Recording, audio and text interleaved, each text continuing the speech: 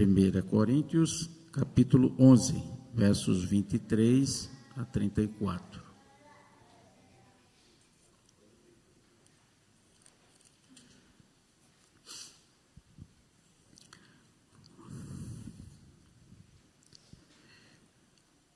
Diz assim a palavra de Deus: porque eu recebi do Senhor o que também vos entreguei, que o Senhor Jesus, na noite em que foi traído, tomou o pão e, tendo dado graças, o partiu e disse: isto é o meu corpo que é dado por vós, fazei isto em memória de mim. Por semelhante modo, depois de haver ceado, tomou também o cálice, dizendo: este cálice é a nova aliança no meu sangue. Fazei isto todas as vezes que o beberdes, em memória de mim. Porque todas as vezes que comerdes este pão e beberdes o cálice, anunciais a morte do Senhor até que ele venha. Por isso, aquele que comer o pão ou beber o cálice do Senhor indignamente, será réu do corpo e do sangue do Senhor. Examine-se, pois, o homem a si mesmo, e assim coma do pão e beba do cálice. Pois quem come e bebe sem discernir o corpo, come e bebe juízo para si. Eis a razão porque há entre vós muitos fracos e doentes, e não poucos que dormem. Porque se nos julgássemos a nós mesmos, não seríamos julgados. Mas quando julgados, somos disciplinados pelo Senhor, para não sermos condenados com o mundo. Assim, pois, irmãos meus, quando vos reunis para comer, esperai uns pelos outros.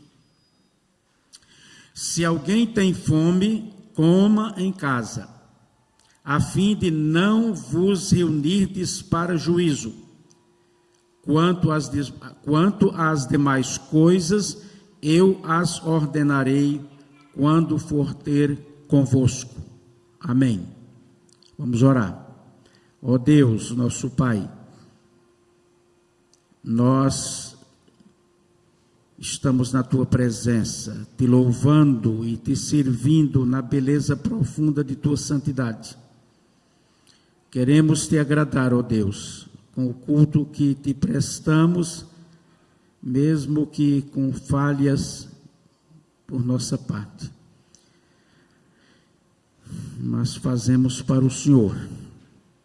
E agora que lemos a Tua palavra e que vamos meditar, pedimos em nome de Jesus que pelo menos uma lição fique em nós, na nossa mente e no nosso coração, e produza efeito que agrade a Ti e nos fortaleça a fé. Nós vamos participar da ceia agora, ó Deus, que possamos fazer dignamente, não que sejamos dignos, não que sejamos perfeitos, mas que possamos ser alimentados pelo Senhor e possamos honrar ao nosso Salvador. Cuida de nós agora, dos irmãos que não vieram à igreja nesta manhã por uma razão ou outra, o Senhor sabe, e abençoa o pastor e sua família, onde estiverem agora. Nós oramos no nome precioso e santo de Jesus, nosso Redentor. Amém.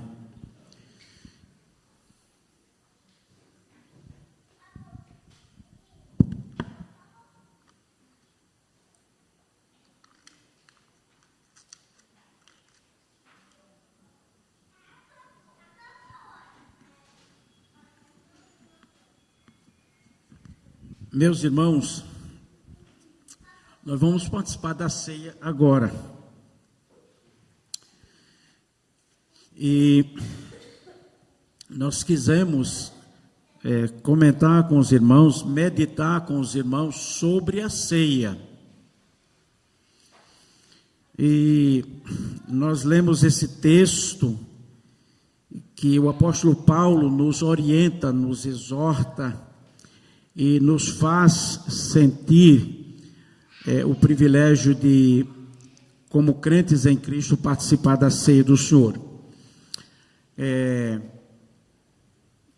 sempre bom a igreja de Cristo, os discípulos de Cristo, servos de Deus, então entenderem que se a gente, como crente ou como crentes, não participarmos da ceia do Senhor com dignidade, nós somos, em vez de abençoados, nós somos prejudicados. Então eu quis dar um título, um tema para a nossa meditação, de abusos na ceia do Senhor, baseado nesse texto que acabamos de ler. Então, todos vocês sabem, imaginam, que as igrejas evangélicas reconhecem duas ordenanças estabelecidas por Jesus Cristo: o batismo e a ceia do Senhor. A ceia do Senhor também conhecida como comunhão.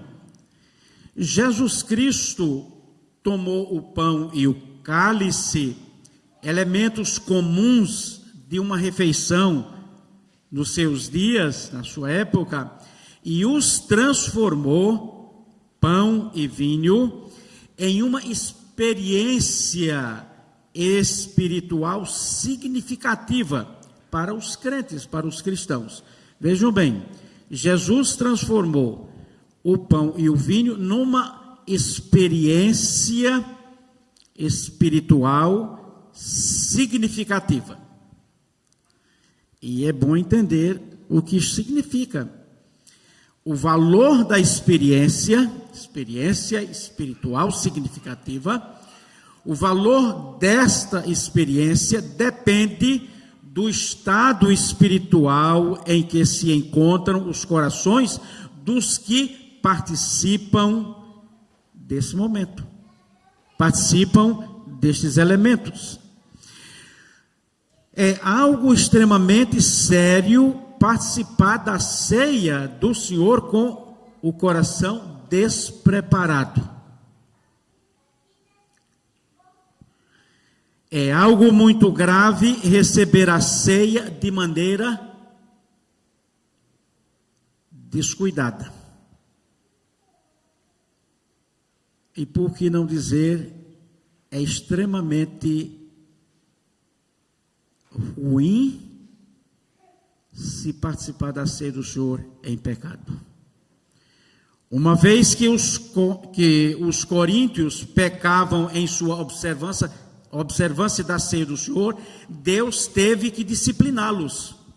E o texto sagrado, 1 Coríntios 11, versículo 30, que nós lemos, diz assim: eis a razão porque há entre vós muitos fracos e doentes, e não poucos que dormem. Então era uma igreja problemática, era uma igreja sofrida, que vivia em pecado. Meus irmãos, a ceia do Senhor é uma oportunidade de crescimento espiritual e de bênçãos. Então, quando nós nos reunimos para participarmos da ceia do Senhor, nós temos que nos preparar antes para sairmos fortalecidos com a ceia. O que devemos então fazer para que a ceia traga bênçãos, para que a ceia traga benefícios, para que a ceia traga novidade de vida espiritual para nós, e não repreensão, e não condenação. Então eu queria que vocês observassem quatro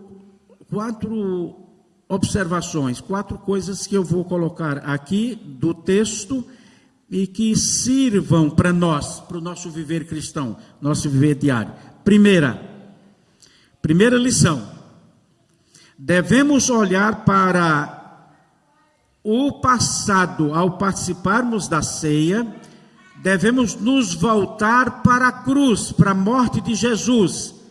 Devemos olhar para trás. Versos 23 a 26.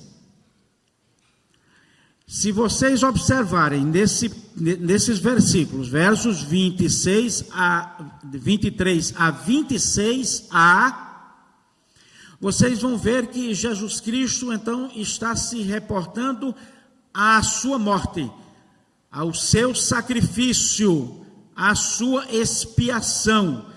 E ele termina, então, dizendo no versículo 26a, vejam lá.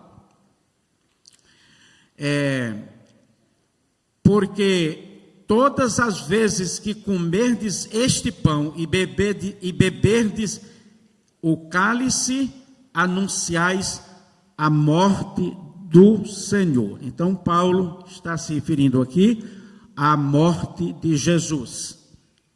E nós devemos fazer isto. O pão repartido nos lembra o corpo de Cristo, dado por nós. O cálice representa o sangue de Jesus derramado por nós, para lavar nossos pecados. É impressionante, irmãos, o desejo de Jesus de que seus seguidores se lembrem de sua morte. A maioria de nós procura esquecer os detalhes sobre a morte de nossos entes queridos, mas Jesus deseja que lembremos como ele morreu, em memória de mim. A morte de Jesus Cristo é o cerne de tudo o que temos e somos como cristãos. Devemos lembrar o fato dele ter morrido, pois sua morte faz parte da mensagem do Evangelho. Em outras palavras, a morte de Jesus é o ponto fulcral do cristianismo. Em 1 Coríntios, capítulo 15, versos 3 e 4, está escrito: Cristo morreu, Cristo foi sepultado e Cristo ressuscitou no terceiro dia. Portanto, meus irmãos, não é a vida de Cristo que salva os pecadores. Não são seus ensinamentos que salvam os pecadores. É a morte expiatória e substitutiva de Cristo Jesus que salva os pecadores. Precisamos estar atentos para esta realidade.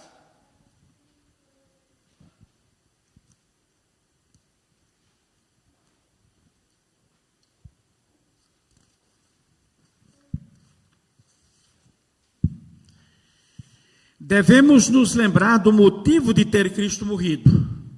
Cristo morreu por nossos pecados, foi nosso substituto.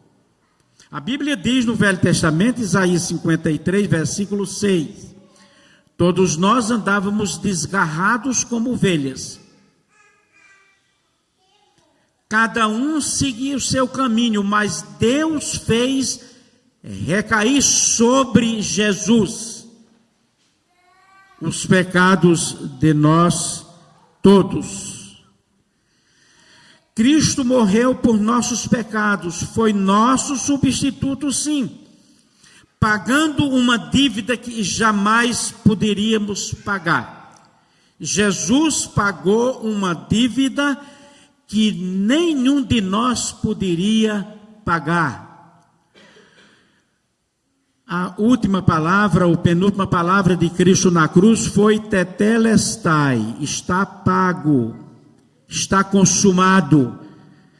A salvação está consumada pelos merecimentos de Jesus, pelos méritos de Jesus. Portanto, eu não mereço nada, Jesus merece tudo. Eu não posso nada, Jesus pode tudo.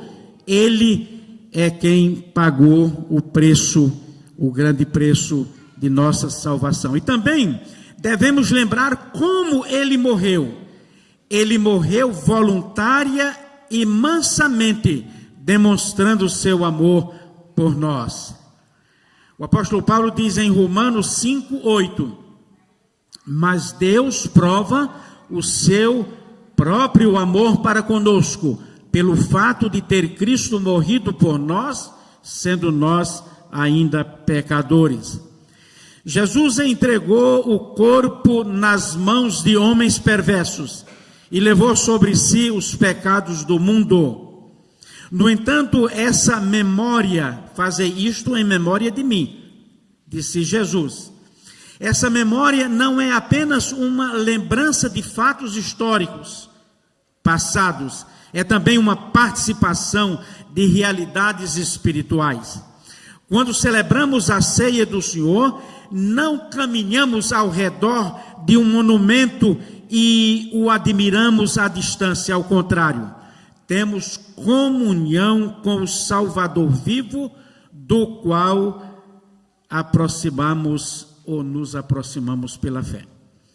Então é isso, devemos olhar para a cruz, olhar para a morte de Jesus e em memória de Jesus participarmos da ceia. Segundo, devemos olhar para frente, não só olhar para trás, para a morte de Jesus, para a cruz, mas devemos olhar para frente. Observamos a ceia do Senhor até que ele venha. É o versículo 26, a parte B. Vejam aí. A parte A diz que nós devemos olhar para trás, para a cruz, para a morte de Jesus. Mas o finalzinho do versículo 6 diz, até que ele venha. Então, até que ele venha, a volta de Jesus na verdade, o ponto máximo da igreja. A volta de Jesus Cristo é a esperança da igreja. Nós pregamos, há poucos instantes, cantamos Maranata, vem Senhor Jesus. Então, essa é a esperança da igreja. É a esperança de cada cristão. Jesus Cristo não apenas morreu por nós, mas também ressuscitou e subiu ao céu, e um dia voltará para nos levar para junto dele. Então, é a doutrina da escatologia, das últimas coisas, da volta de Jesus. Então, nos alimenta e nos satisfaz a alma completamente. Não somos hoje tudo o que devemos ser, mas quando o vermos, quando nos encontrarmos com ele na segunda vinda, seremos semelhantes a ele, diz 1 João, capítulo 3, versículo 2. Então, a doutrina da volta de Jesus deve ser uma constante, uma proclamação da igreja todos os dias. Terceira lição: devemos olhar, ao participarmos da ceia, para dentro de nós. E este aspecto, irmãos, da igreja, da vida cristã, de olharmos para dentro de nós, é algo indispensável. É sine qua non para o crente que quer ser abençoado ao participar da ceia. Versos 27 e 28, 31 e 32. Vejam, 27 e 28 diz assim: por isso, aquele que comer o pão ou beber o cálice do Senhor indignamente, será réu do corpo e do sangue do Senhor. Examine-se, pois, o homem a si mesmo, e assim coma do pão e beba do cálice. E os versos 31 e 32, vejam: porque se nos julgássemos a nós mesmos, não seríamos julgados. Mas quando julgados, somos disciplinados pelo Senhor, para não sermos condenados com o mundo. O apóstolo Paulo não diz que devemos ser dignos de participar da ceia. Não.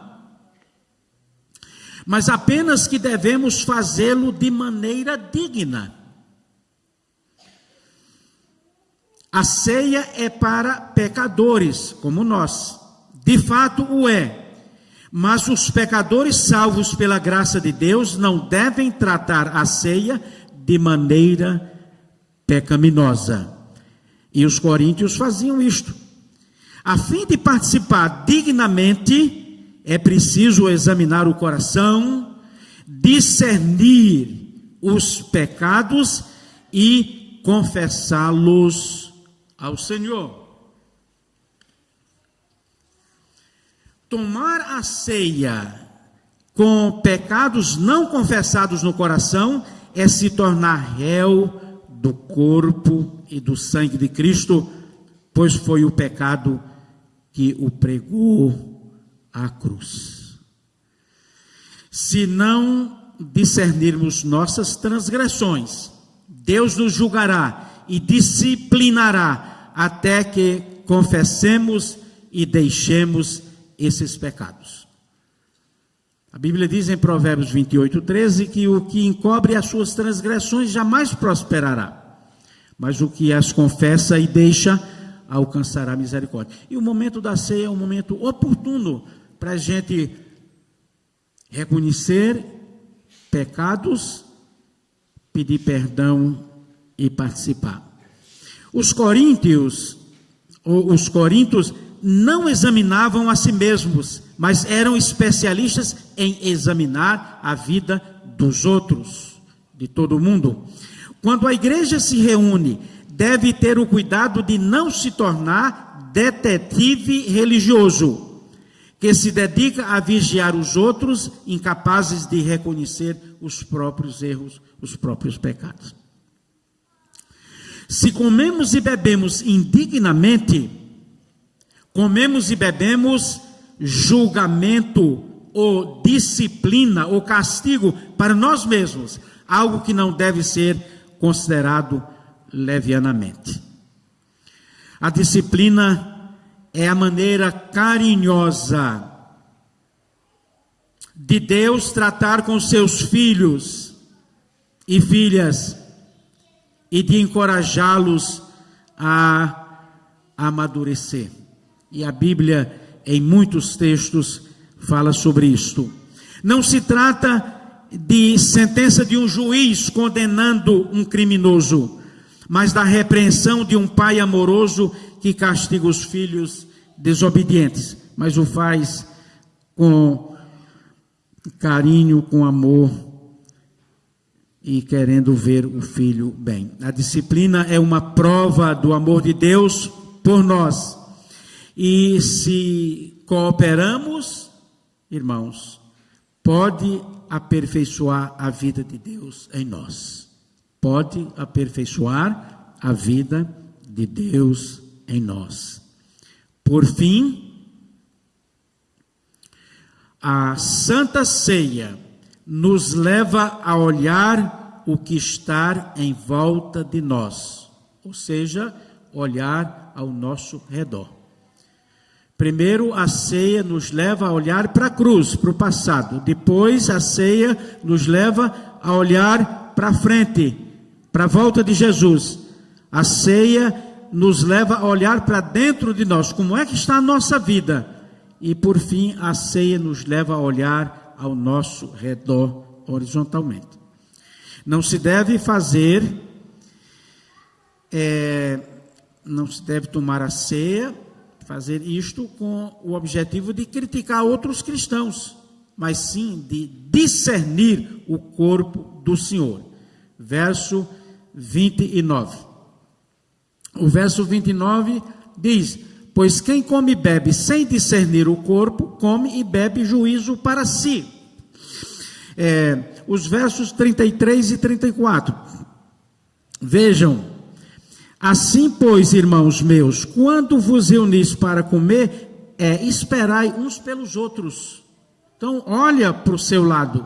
Se alguém tem fome, coma em casa, a fim de não vos reunirdes para juízo.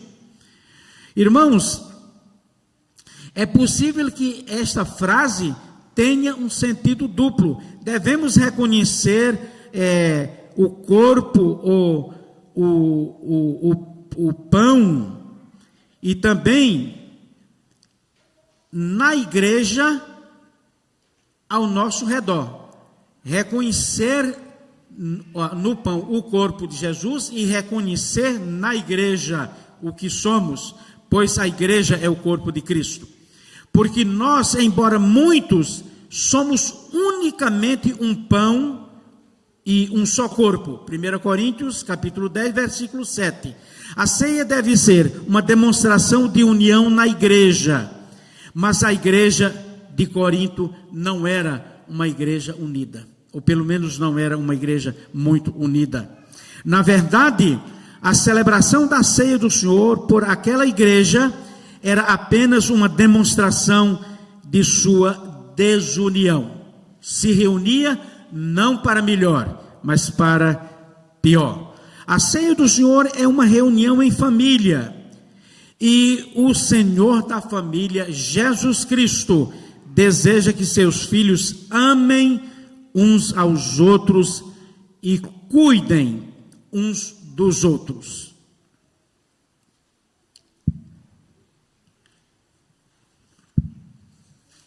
É impossível um cristão verdadeiro aproximar-se do Senhor e ao mesmo tempo se manter separado de seus irmãos e irmãs em Cristo. E nós perguntamos, de que maneira podemos lembrar a morte de Jesus Cristo se não amamos uns aos outros? O amor é um vínculo que nos une uns aos outros e nós a Cristo. Amados, se Deus de tal maneira nos amou, devemos nós também amar uns aos outros, diz o apóstolo João, na primeira carta, capítulo 4, verso 11. Nenhuma pessoa que não é verdadeiramente convertida deve tomar a ceia.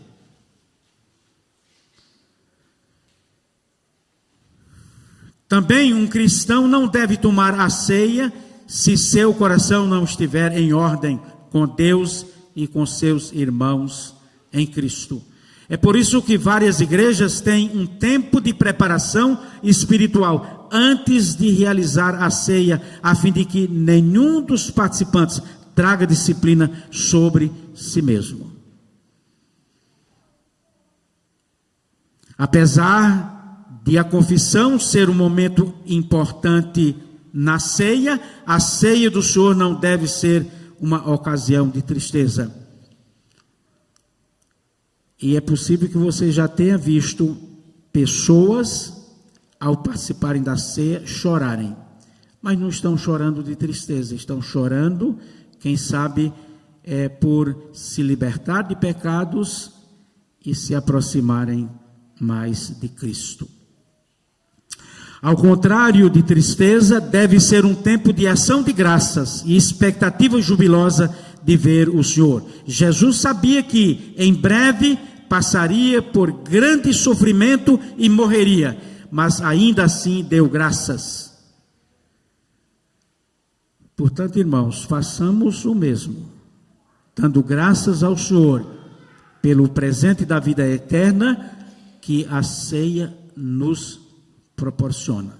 Olhemos para trás, para a morte de Jesus, olhemos para frente, para a volta de Jesus, para dentro de nós, nos reconhecendo como pecadores e nos arrependendo, e olhemos ao nosso redor, para os nossos irmãos, para quem a gente pode ajudar e amar.